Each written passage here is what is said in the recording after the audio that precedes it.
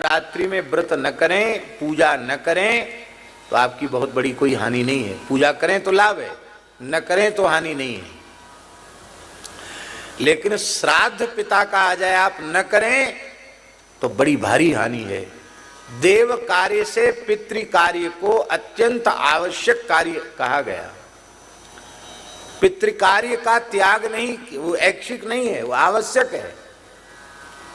और बड़ी दुख की बात है कि देव कार्यों में तो लोगों की रुचि जग रही है, पर पितृ कर्म में इस समय बहुत घोर उपेक्षा लोग कर रहे हैं।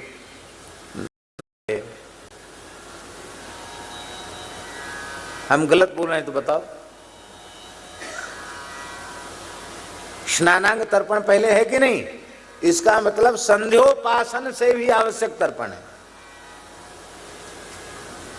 कितने लोग तर्पण कर रहे हैं?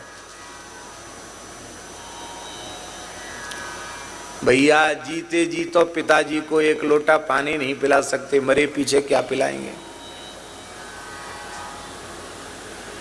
बड़े बूढ़ों को तो लोग वृद्धाश्रम में भेज रहे हैं, हम तुम्हारी सेवा नहीं कर सकते।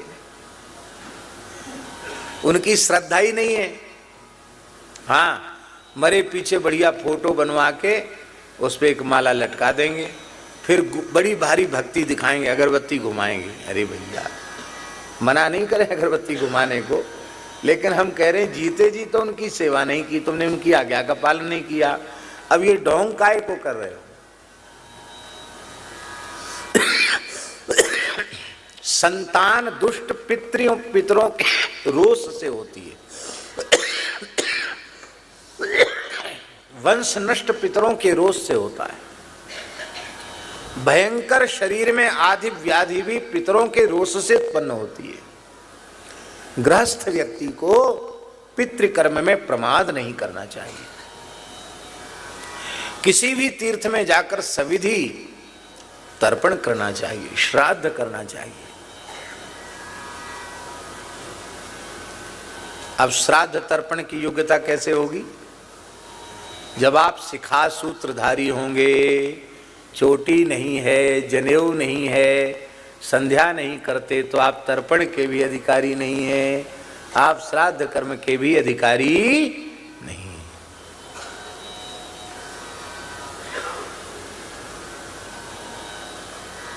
चोटी भी रखना पड़ेगी, जनेऊ भी पहनना पड़ेगा।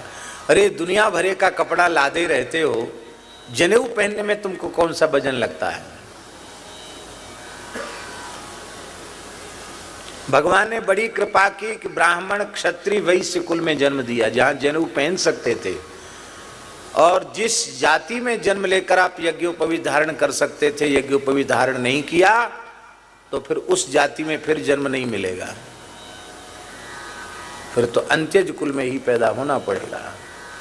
जिस द्विजाति का कुल 7 पीढ़ी तक बिना जनेऊ और बिना चोटी के, बिना संध्या के बीत जाती हैं 7 पीढ़ियां, वह द्विजाति का कुल चांडाल का कुल हो जाता है।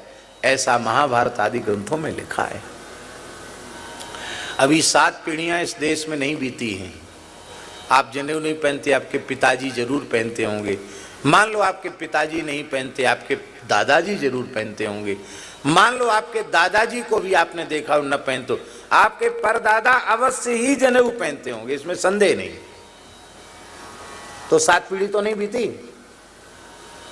इसलिए मेरी प्रार्थना है, आप कथा तो सुनते हो, मानस पाठ करते हो, बहुत अच्छी बात है, पर समय से यज्ञोपवीत कराओ। ये वैश्य कुल के बालक हैं, इनकी आयु इसमें जनेऊ के योग्य है।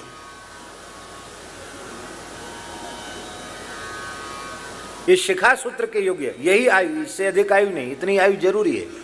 इस आयु में 11 वर्ष की आयु तक वैश्य बालक का यज्ञोपवीत हो ही जाना चाहिए। पहन ही नहीं लोग। मनु जी महाराज कह रहे हैं, विशिखा व्युपवीतश्च यत् करोति न तत्कृतम्। बिना शिखा सूत्र के आप जो कुछ कर्मकांड करेंगे वो न किए के बराबर है। चाहे तुम भोले बाबा को जल चढ़ाओ, चाहे कहीं दुनिया में चले जाओ, जो कुछ किया वो न किए के बराबर है। चोटी जरूर रखो, यज्ञोपवीत जरूर धारण करो, हाँ, चतुर्थ वर्ण के जो लोग हैं उन्हें जनेऊ नहीं पहनना चाहिए, पर चोटी अवश्य धारण करनी चाहिए, तुलसी अवश्य धारण करना चाहिए। द्विजातियों का वैदिक कर्मकांड करने से जो लाभ उन्हें मिलेगा वही लाभ चतुर्थ वर्ण के लोगों को केवल तुलसी धारण करने से और सबकी सेवा करने से प्राप्त हो जाएगा। पर उन्हें आग्रह नहीं करना चाहिए कि नहीं हम भी पहनेंगे जनेऊ, क्योंकि शास्त्र में जिसके लिए जो कर्तव्य का निर्देश है वही करना चाहिए, मन माना नहीं करना चाहिए।